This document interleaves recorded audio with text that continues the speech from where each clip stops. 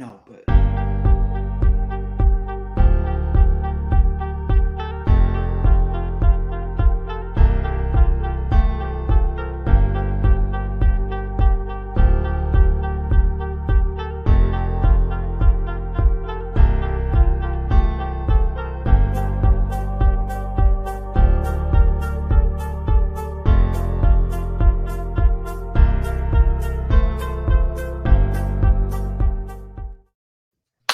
Boys, welcome into episode Damn. 28 of Going the JC Route. I'm JC. That's the boys.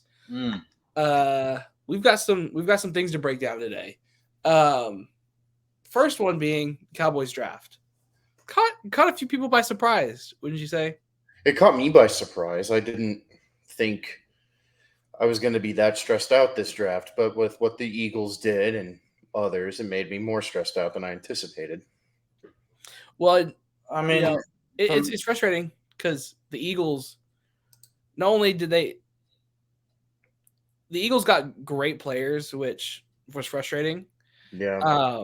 I still don't think it's fair that when you're in the Super Bowl and you get a top 10 pick, that's just ridiculous. That's a trade that paid off immensely. Fair play, but the thing is, they got not only the good players, they got the big name players that any normal fan knows and wants, right? If they watched any kind of college football at all. Yeah. What I think I was mentioning to you guys earlier that I think after reflecting on it a little bit is, you always hear there's kind of two ways of drafting. There's drafting for need and there's drafting best player available. Yeah. It's kind of, I think the Cowboys kind of did their own thing this time because it was clear they're drafting for need, right? Needed a defensive tackle. They went there. Needed a tight end. They went there. Needed a wide receiver. They finally did it. Needed another tackle. They did that. Blah, blah, blah, blah, blah. But the biggest misconception I kind of realized was the media put out all these mock drafts, these rankings, and yada, yada, yada. So we kind of thought we understood where teams are going. When in reality, teams went another way. Teams had their board from their scouting and their information, and it didn't necessarily mirror what the media was saying. Like, what is it? Freaking Will McDonald going, it was like 14 or 15, something like that. Yeah, something. I love me some Will McDonald, but I didn't think he was going in the top 20. I think. What? I think Bijan was 8. Yeah, and they were projecting him in the 20s. Yeah, something like that. Well, and that was the question was, how much are they valuing running backs? Because it feels like nobody's valuing running backs anymore. The top 2 running backs in the draft were gone before pick 20. Yeah. Yeah. Which was bonkers. And so that's what I'm saying is the media puts out all these storylines and what they've kind of heard, quote unquote, and what we think. And in reality, teams went a completely different direction. Yes. Yeah, sure. You're not. I mean, even though it's the media, I mean, they're projecting like what they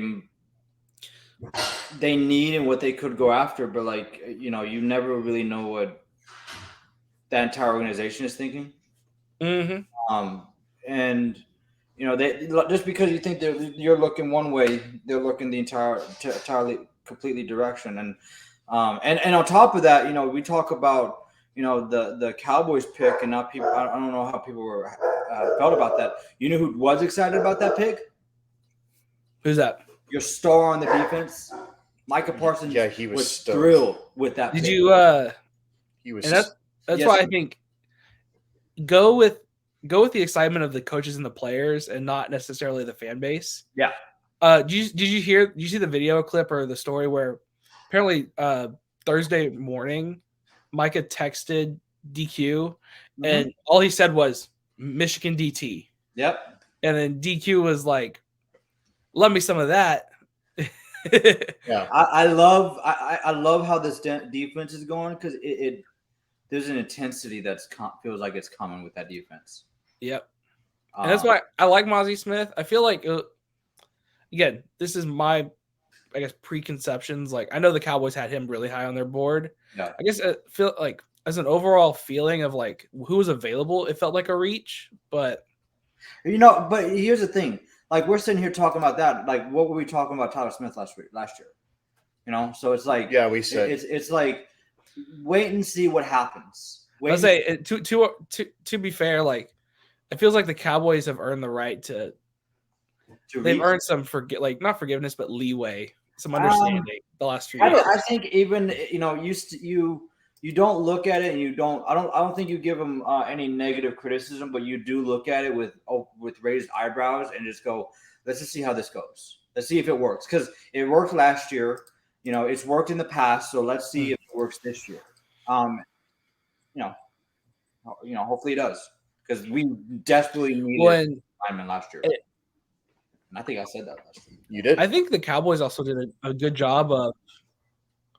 I think Cowboys also did a good job of cutting through a bunch of BS and storylines. Mhm. Like, one thing I read was about Schoonmaker, the tight end, was he was actually wildly productive at Michigan when you compare it to like the volume of like other tight ends.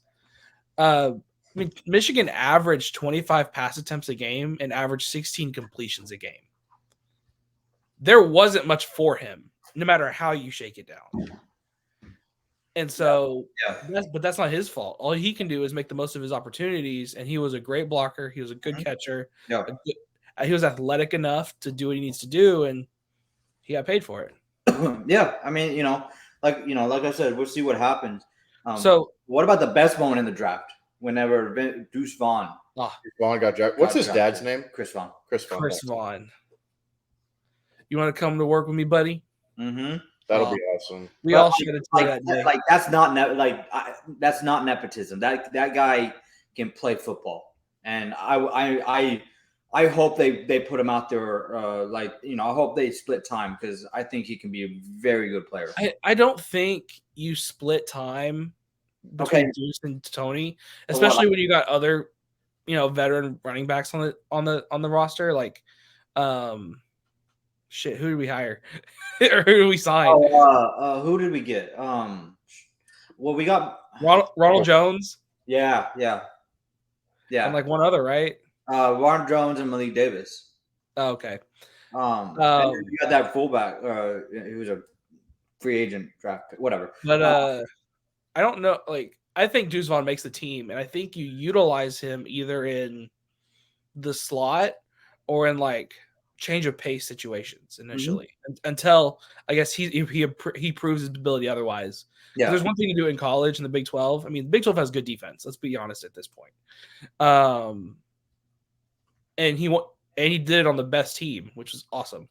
Yeah. And I mean, and over the course of his career, he had more all-purpose yards than Bijan. So there's something to say about that.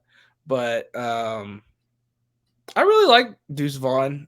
I was really, really happy with the pick. I thought we got great value out of it. I was kind of shocked he fell that far. I did too. Because I kind of figured like 5th round, maybe snuck into the back end of the 4th round, and we got him in the 6th. Yeah, that's good value. Yeah, I mean it's like I want to save and wait the comparison because I almost wanted to do the. Here's an honest question for you guys: what do you guys think of Overshown? Like, not just as a player, like Texas fan, but like as a fit in the Cowboys scheme. I think he'll work. I mean, he's a playmaker. I'll tell you that. It feels like he's a Costco brand Micah Parsons in a way, like similar build, similar play style where you can play a true linebacker role, but you can also play a rush edge kind of player. I hope he's better than that. I think he'll be better than that. He was the star of the Texas defense. I mean, the bar wasn't exactly high with the Texas defense, though. But still. I mean, I didn't really watch him that much. I mean, he's got a better opinion of him than I do. So, I knew he was like the best player on the Texas defense. We all knew that. Oh yeah, I mean, obviously, if you watch any football and Texas was on, Overshown was going to be seen at some point. Then again, the year Connor Williams got drafted, he was the best player on the Texas offense. And we know how that worked out. Yeah, that was. Connor Williams did okay. I think Overshown just needs to come out and just be productive. I think the defense is good enough where like. Well, I mean, the think of it this way, right? You've got a true defensive tackle now in Mozzie Smith. If he's Yep. any kind of serviceable, decent, you've got Micah on one side and you've got a B-Tech Micah on the other side. Yep. Like, And then you got Tank coming in to Yeah. you got other guys that are going to come in and it really feels like this is a completely different conversation, but it feels like Overshown can be that kind of Swiss Army knife player that I guess Brent Venables likes using his defense, that cheetah position. yeah, He can play anywhere from safety to edge. yeah. I think I heard them talking. And it feels like he can be that kind of rover hard hitter that DQ likes to have in his defense, which I think will be fun. I mean, we can only hope. And I would feel like I'd be remiss if I didn't mention it. Like, I think a pick that kind of went under appreciated a little bit was Asim Richards, the tackle we drafted. You think? I think so. I don't know why. I didn't watch many UNC games this year because considering they weren't as good as they were hoping. Yeah, were they a top 5 team in the country to start the season? Who? North Carolina. Was that last year? That was last year, Okay. 2021 2021. I know 1 year. I know That was one the year that they had Sam Howell and they let off the season like on Friday night Yeah, after COVID against Virginia Tech and they lost. yeah, and then I don't think they win like. Did they win like 2 games or it was like something ridiculous? Like I think they went like 7-6 or something. Okay, I thought they were worse than that because they went. Yeah, because they went. I think they went 7-5, yeah. and they played South Carolina in the Mayo Bowl, and they lost Oh, okay. because that was Shane Beamer's first year as a head coach. Yeah, South Carolina. So very, very disappointing. absolutely. But that's off topic. I feel like anytime I did watch the North Carolina game, I heard Richard's name a lot for good reasons. I just feel like I heard that, and I mean he may not be like an immediate impact starter, but I feel like his size and his ability, like what is he, the tackle position? I think so. I can't Because remember. if you're playing, I mean, there's nobody. You don't. I think you can honestly play tackle or guard. Okay. I mean, let me see if I can find what people are saying about him. Because what did Tyler Smith play? Did he play? He played guard last year, didn't he? Or did he play? So I'm reading guard? USA Today, Cowboys Wire. They say Richards primarily played tackle at North Carolina, but will play guard in Dallas. Okay. Makes sense because he's got that ability to do that, and especially when the Cowboys have guys like Farniok, Ball, Chuma Edoga, stuff like that. They've got people that can play tackle. They need more people that play guard, and he's just massive. Yeah. Massive normally means tackle, but depends. If you're tall and long, tackle. If you're thick and round, okay, guard. And he's he's tall, but he's also thick. Okay. Which we could always use guard depth. Yeah. Yeah. I mean, as good as Martin's been, I mean, he's getting older and Hear me out. So hear me out. I heard this conversation, I think, on the radio a couple days ago. Somebody posed the question. Okay. At this point in his career, should Tyron Smith move inside to guard and play Tyler Smith at left tackle? Not a terrible idea. Yeah, because I wouldn't mind because I wouldn't mind that for personally. I mean, Taco definitely seems more physically demanding than playing inside as a guard. Well, I would argue that guard is more physically demanding because you're bumping uglies every freaking play. That's also my question about him at tackle is his mobility because at tackle, especially in you got to be able to kick out. That's a good point. Yeah, between the elbow and the arm, the knee, the leg, the hamstring. I feel like for him, it may be able to save like his hamstrings and his knees if he moved to guard instead of having to kick out really quickly every play on pass pro. Yeah, I guess because there were several times that he was getting beat pretty easily because he's not as quick as he was Mm-hmm. not well, earlier in his career. So that would definitely help to get a younger guy like Tyler Smith out to tackle, and then moving him in and not have to be as quick to block that end. On a different note, but talking about the draft, did you see the grades, James? The NFL.com gave. What'd they give? We got a B plus. I don't mind that. I don't mind a B plus. So they did a team grade, and Yeah, and they do player by player grades. So they did a day 1, 2. So they did a team grade, and we got B plus. Yeah, we got B plus. Day Okay, one. what are the grades? So they Day did 1 we got a B. Hold on a second. I'll just Let me go back up. Day 1 we got a B. Day 2 we got an A minus. Day 3 we got an A. It all came out to a yeah. Yeah, they did it by days, and then they did an overall grade for the Cowboys. That B plus sounds about right for me. Yeah, I don't hate that. I don't hate that. Well, and I feel like they drafted for need and got players they had high on their board. Like they got good value with a lot of players. They just didn't take a lot of like more well-known players. Sexy picks. Was that?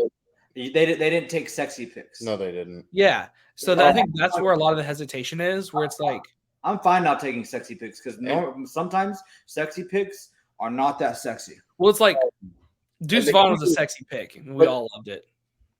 The Eagles got an A minus. I think they should have gotten an A. I've been saying this for a couple years. Howie Roseman is a. I mean, all they did was draft freaking Bulldogs and trade for a Bulldog. Yeah, the Philadelphia Bulls. That's the thing that goes forgotten. Not only did they draft Jalen Carter, they drafted Nolan Smith, they drafted Keely Ringo. Oh yeah, and then they traded for DeAndre Swift. And then they have what's his face, Nakobe Dean, and Jordan Davis. As much fun as we're poking at them, as much as we do not like the Eagles, like their front office does a fantastic job. Like you can hate them all you want, but you have to give them props for what they do. They're a well-run team. There's not much to say about it. And I like some of their players on that team.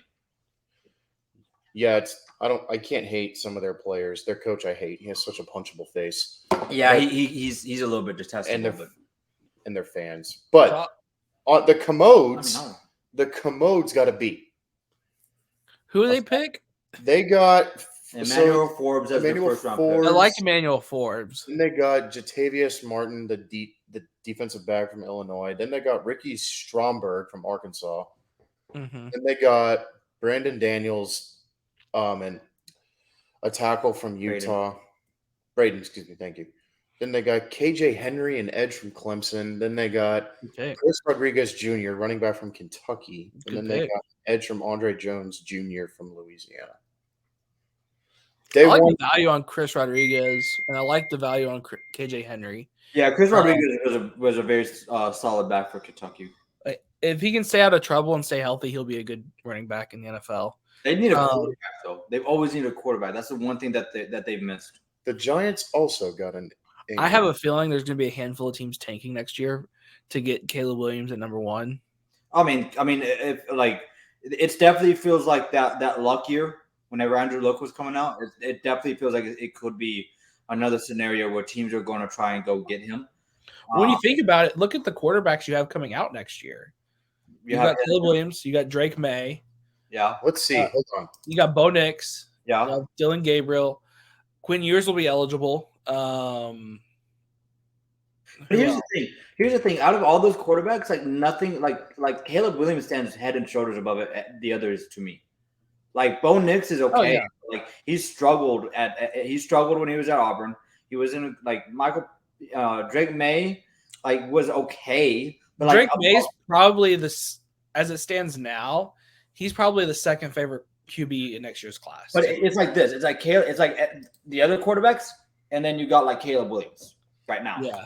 As it stands. To be fair, I think Drake May's potential is a little bit closer to Caleb Williams than we would like to admit.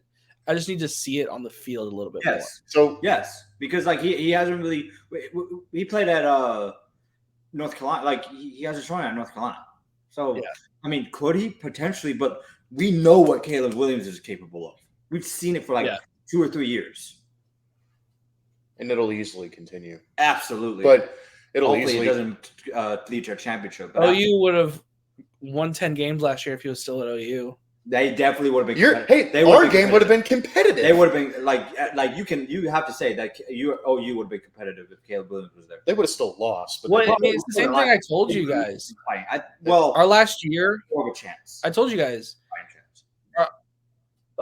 OU's last year with Lincoln Riley and Caleb Williams, we were a 6-6 team with a Heisman winning trophy quarterback. Yeah. Last year we were a 6-6 team that they put. Well, no, I said it was.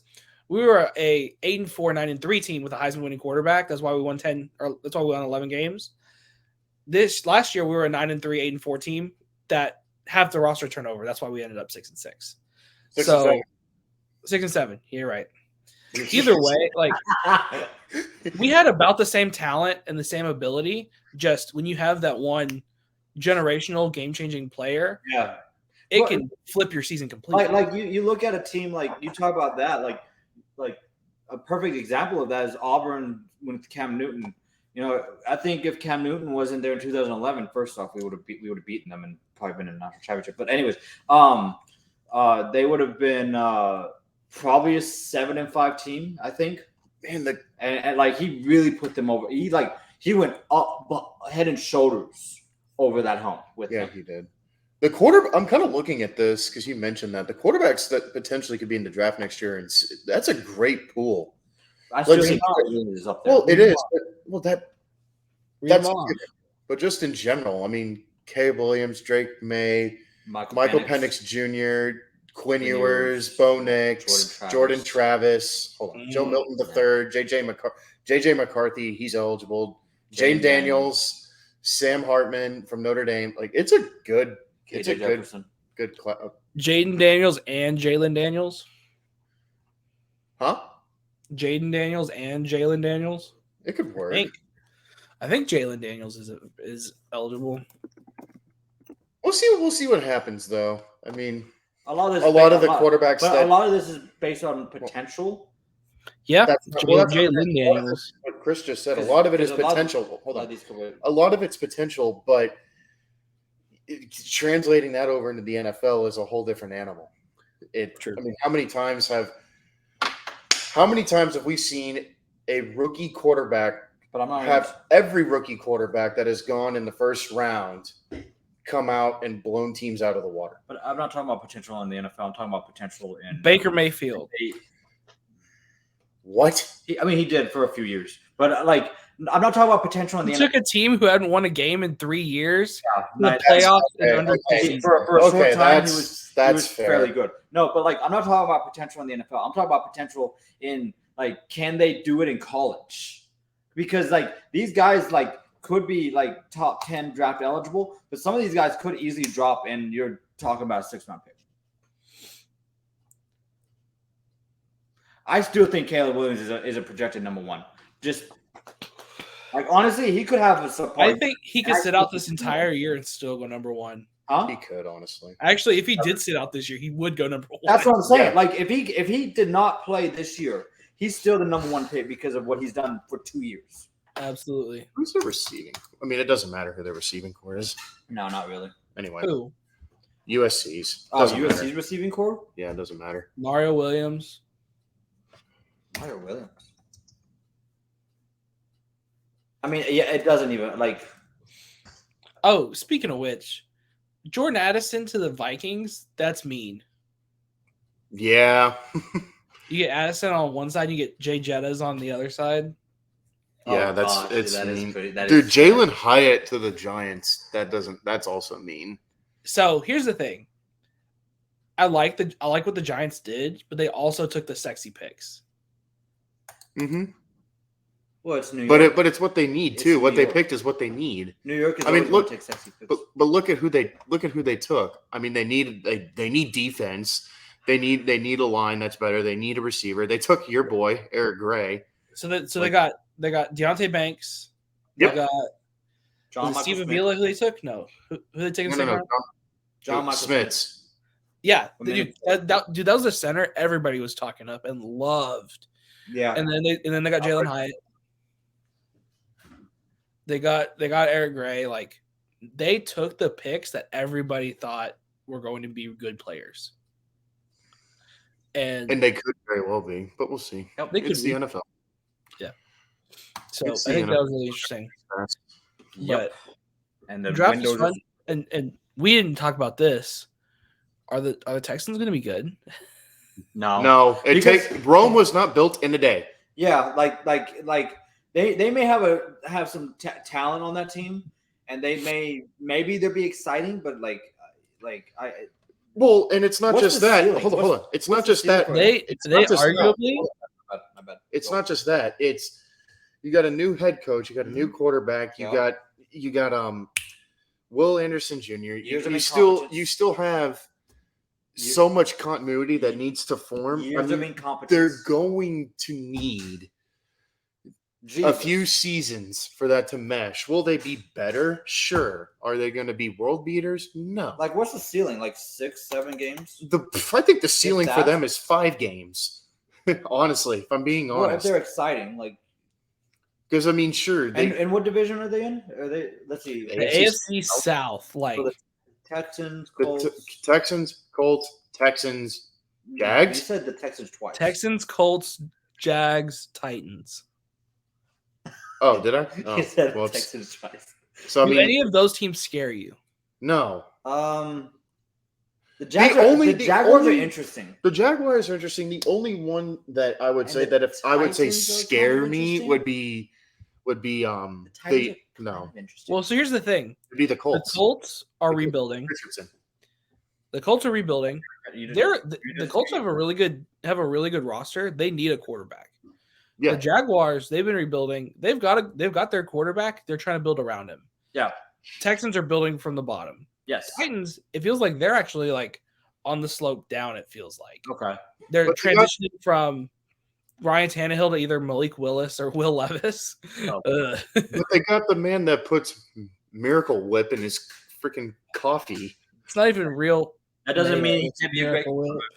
Do you see all the Weirdo. memes floating around of him too, like of his girlfriend staring at him?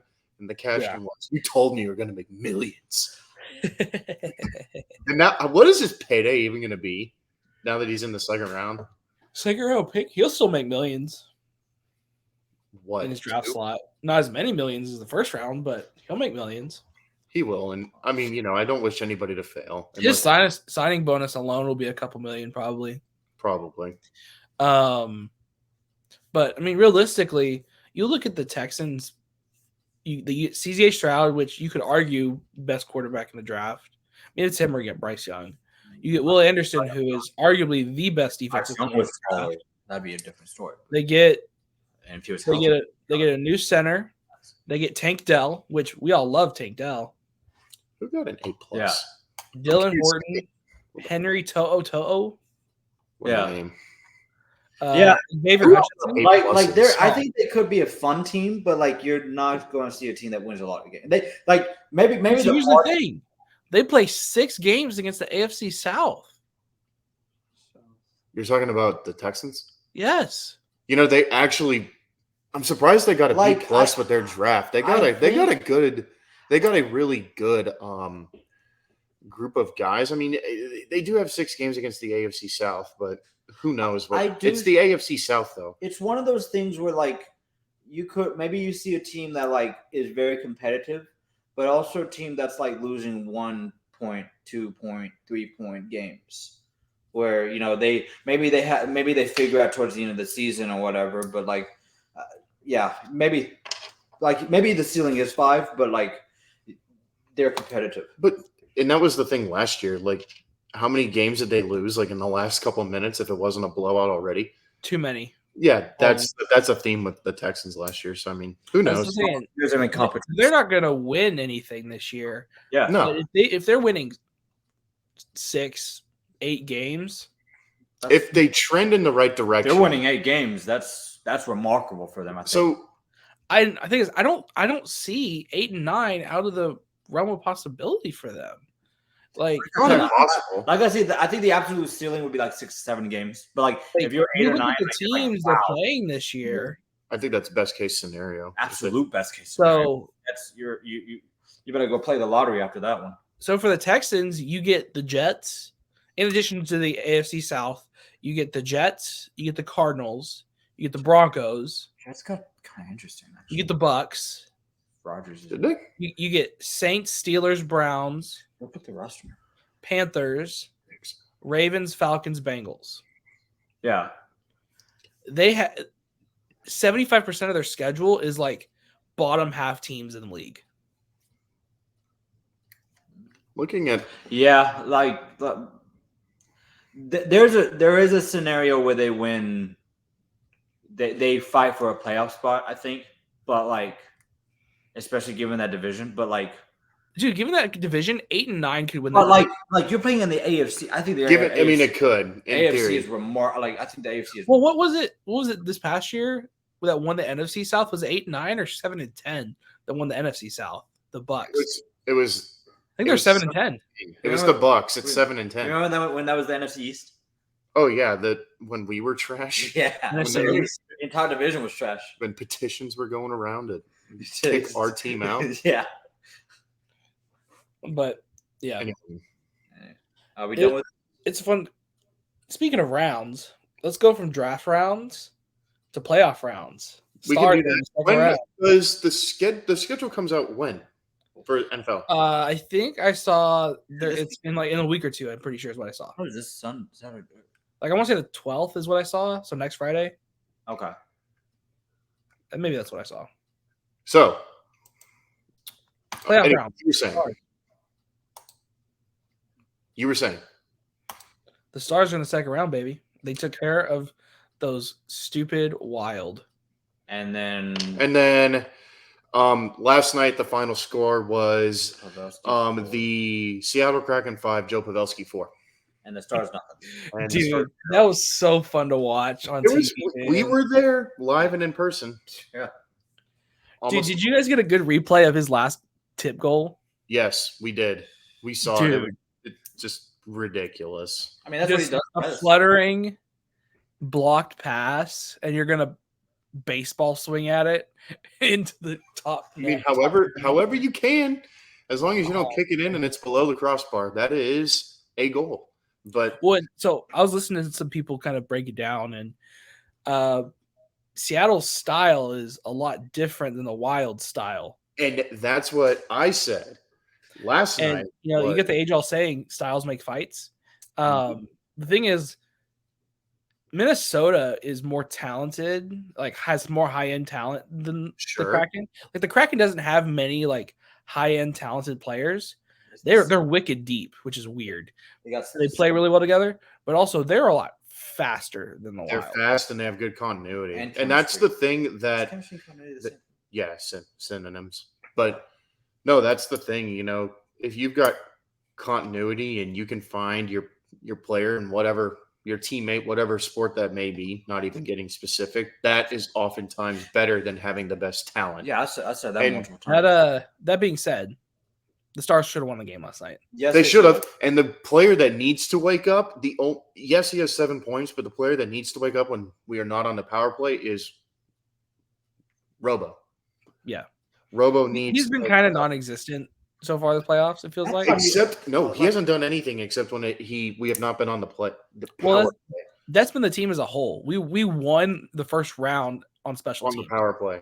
The thing that But really we got to get it in the net we've when kind we're of- not on the power play. And Otter too. Oh, and Otter- Pavs will help with that. 5-on-5 Having Pavs will, but I mean, No, and I texted you guys last night.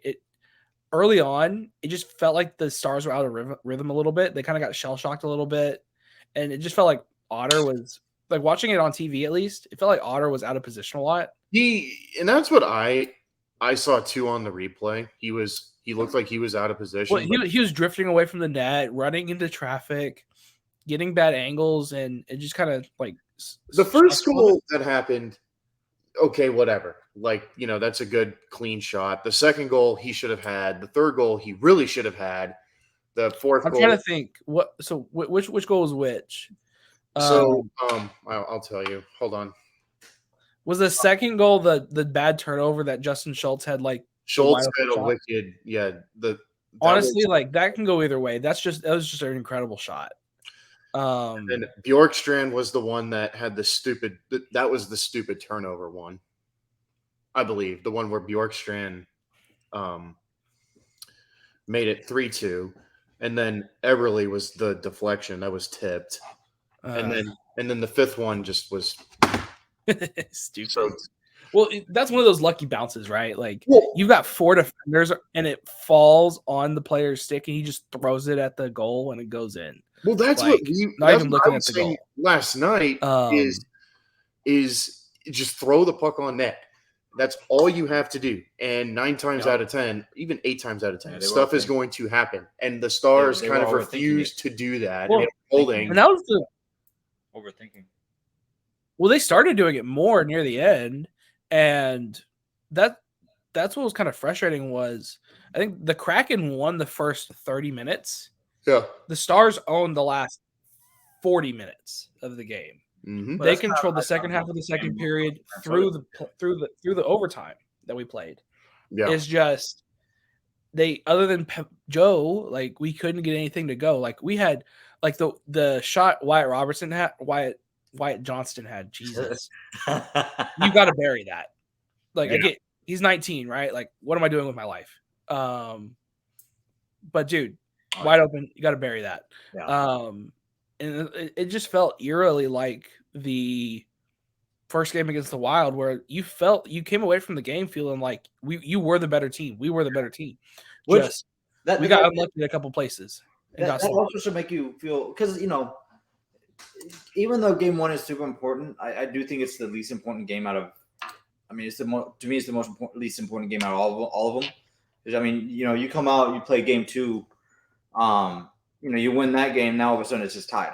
Go ahead. I'd argue. I think I agree. Game 2 is way more important than game 1 because it's if you go into game 2 up 1-0, you're either tied, reset, or you're up 2-0 and in control. Yes. If you're down 0-1, it's either oh shit you're in a hole or hey new series. So this is where the Stars are like, all right, we've got to make it work. I think we'll come out a little bit more prepared. But there is a part of me that was like, because he was making fun of me. I'll say both, right? I mean, I see both sides of it. I think game 1 is it's super important because it sets the tone. It is a tone setting. Well, and I think once the Stars settled in, they set a good tone. They started forechecking better.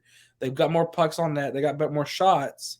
Just they were kind of slow to settle in, which is what eventually. Honestly, I feel like game 2 is more of a learning experience. You learn what the other team is doing, and then you're like game 2. You're like, okay, now you mean game 1. Okay, yeah. Now I was like, what? Huh?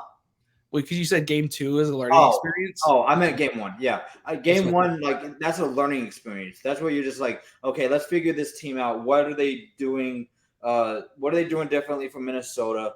And then game 2 is where okay, now we figure this out. And then obviously.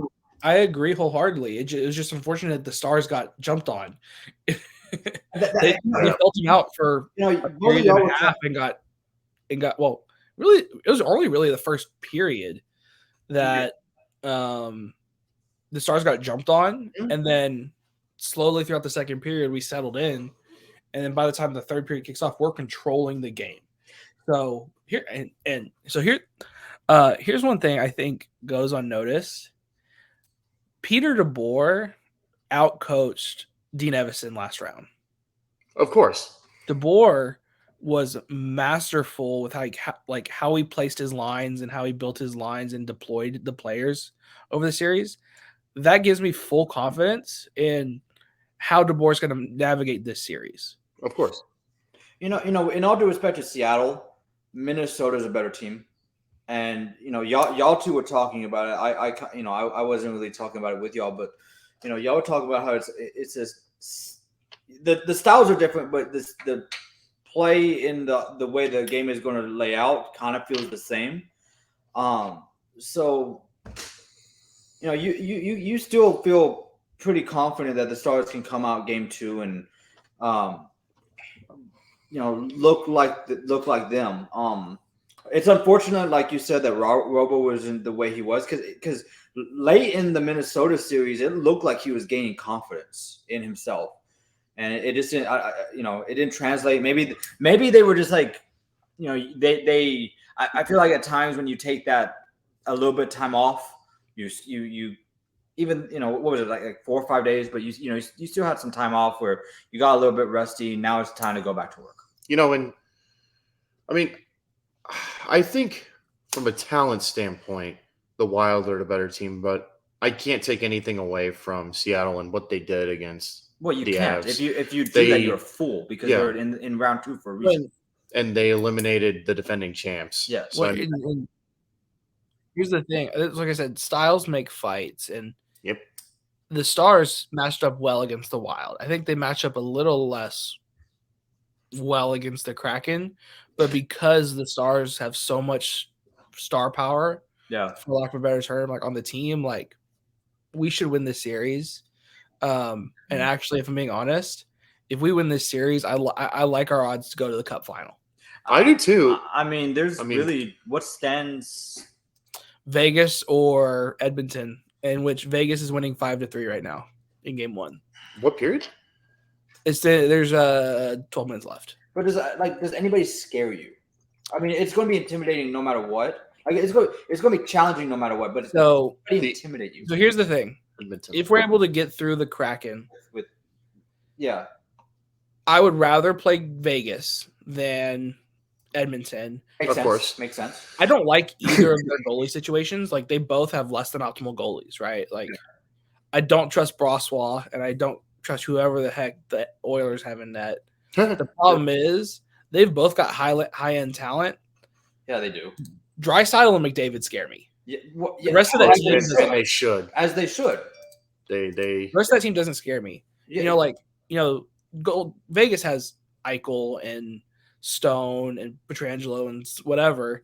That's nice, but they don't have that same, I guess, scare power as McDavid and Draisaitl. Yeah. And that's why, like, if we are able to get through the Kraken, I like our odds because I feel like we have better defense than both of those teams, and we can keep up offensively.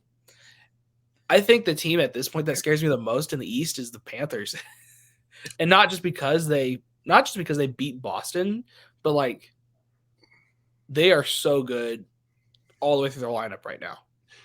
I really hope they beat Toronto. I can't stand Toronto. Thing is, Toronto doesn't scare me. Really? Because I think it would be fun to see the Leafs like move on, and then if the Stars can break their hearts, that'd be great. That would be terrific. Well, and here, so I saw this figure right after the first round ended, and it had the remaining 8 teams. Mhm. The most recent cup by any of the teams remaining is 2006. Oh wow. So what I really, really like about this is no matter who wins the cup, Again, they've waited a while for one. Yeah. That's So true. even like I want the Stars to win, obviously, but regardless of what happens, it's either been a long wait for somebody or for somebody who's never won one. And I think that's going to be really, really cool. That's true. and you got 2 of the newer teams in there too. Yeah, they need to wait a little bit longer. Yeah, they do. Just go wait your turn. Get the back of the line. Anyway.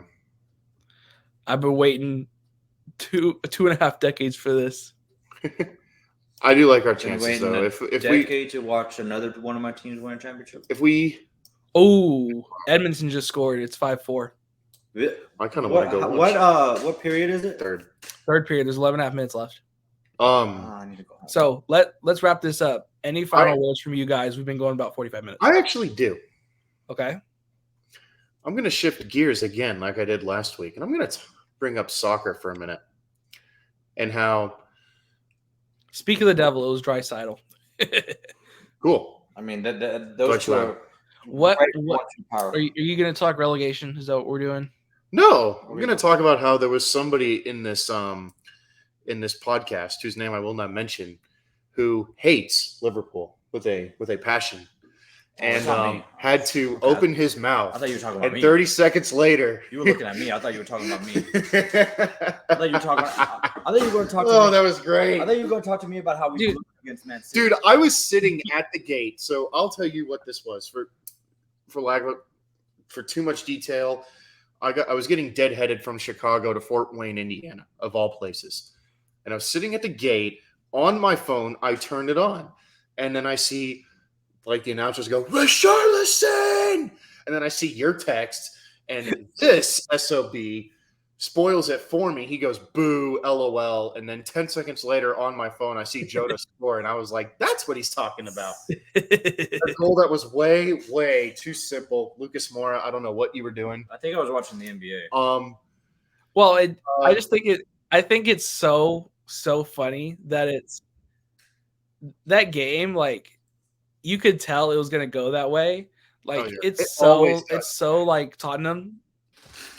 Well, it's so like Tottenham to choke, but it's also so like Liverpool these days to get out to a big lead and give it away, and then find a way to win for some reason. The thing, that's how it always is between Liverpool and Tottenham. They're always crazy games, but we still own them.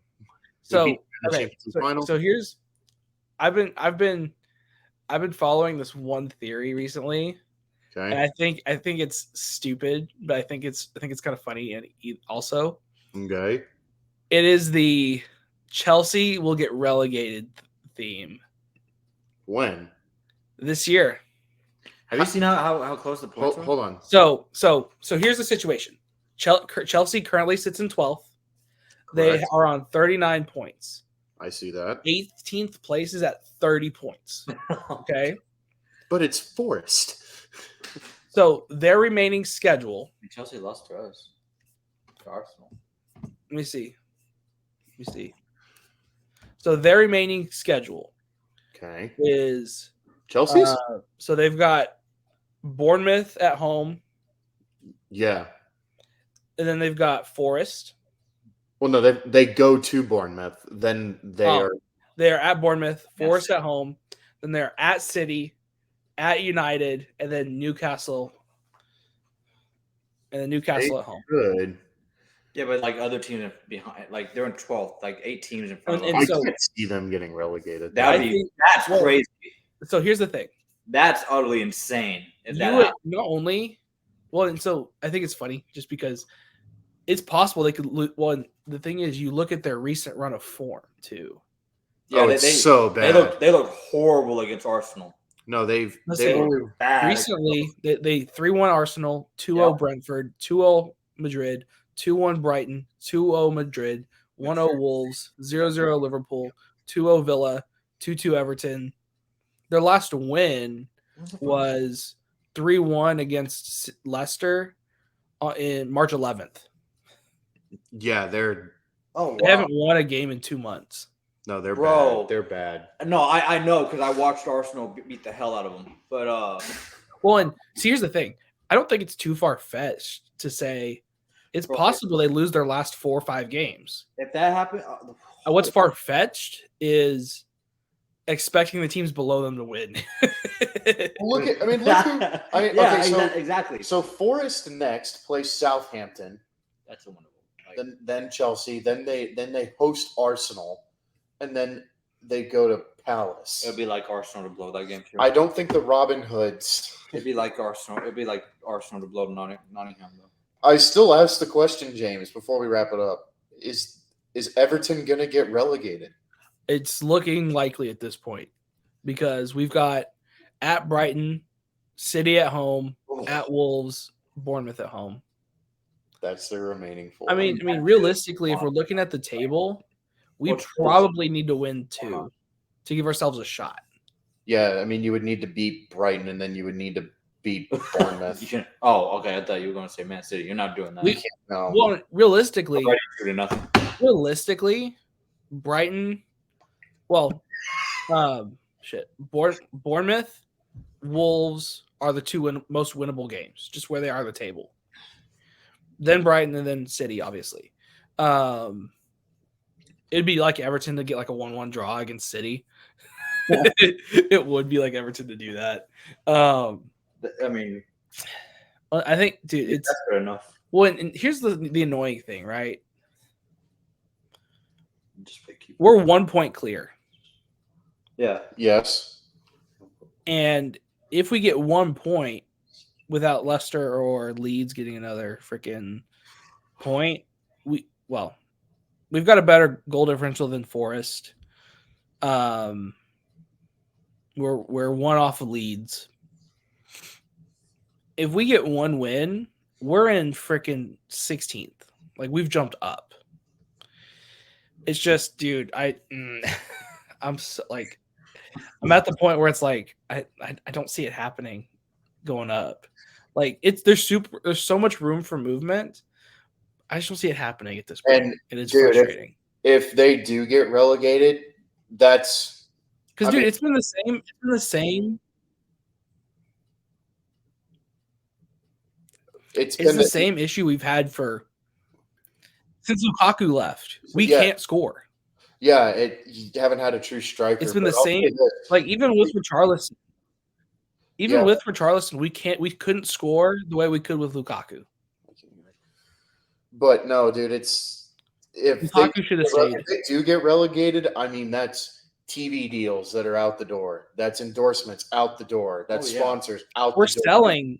And we're selling probably 9 out of our 11 players are going to demand to leave. They're trying to build Pickford will leave. They're building a new stadium. Like, I mean, it is getting relegated. It's not as like some people that I talk with over the Londoner think that relegation is just like, oh, well, they'll just come back up next year. No, it's not necessarily that because of everything a club loses and deals that are in contracts. But whenever you compare it to like other clubs, like some of those clubs are like lesser clubs. Like Everton's like a bigger club that's getting relegated. But that's the thing. You think about it. If we go down, we're likely selling Pickford. We're selling Doucouré. We're probably selling Onana. We're gonna sell Keane. We're gonna sell Mina. Lewin. Who? Calvert-Lewin. DCL. Like, the only people we're probably going to keep are, I think we'll keep Seamus Coleman, club captain. We'll probably keep Dwight McNeil. We'll keep Davies, but other than that, there's not many others that are like our obvious keeps. Right. No, I agree. We'll see what happens. I've been kind of following the championship too because the championship is fun. Burnley and Sheffield. Shout out Wrexham for getting promoted again. Who? Wrexham, the club that's owned by Ryan Reynolds. Yeah, and then JJ Watt announced that he's was it part-time ownership with Burnley? Burnley, yep. Him and Keeley are investing in Burnley. Nice. It's making it interesting. Yeah, it is. Man, if only I can't wait for Sunderland to come back up if that ever happens. Where are they at? They are they still League 2 or League 1? They're in the championship, dude. Are they? Yeah, they are 1 shy. Let me look at the EFL tables.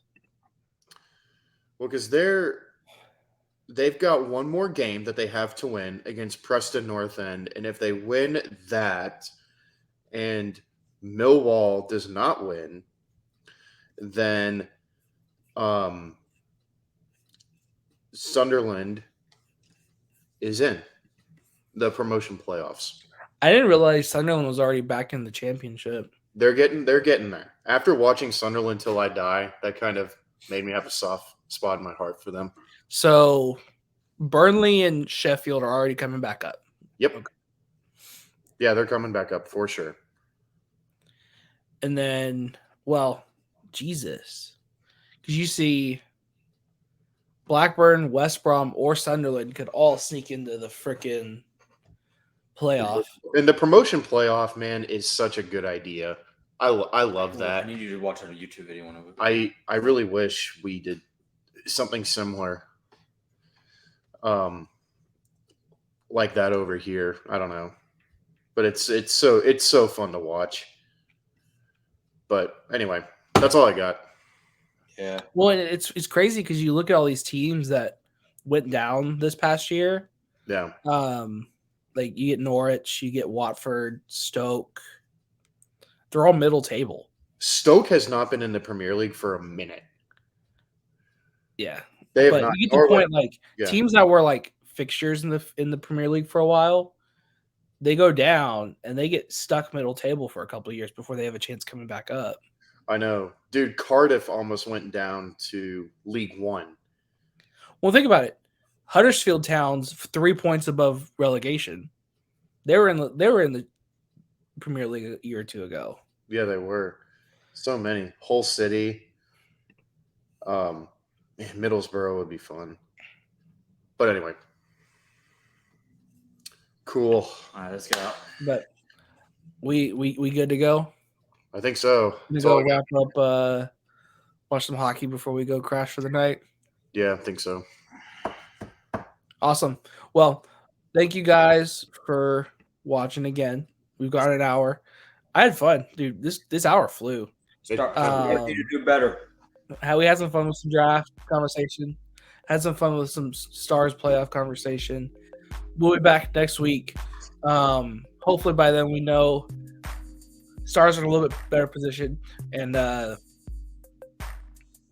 be able to go a little bit farther from there. But until next time, take it easy. Stars. Go We'll Dallas. see you when we see you. Go Stars. Go Hawks.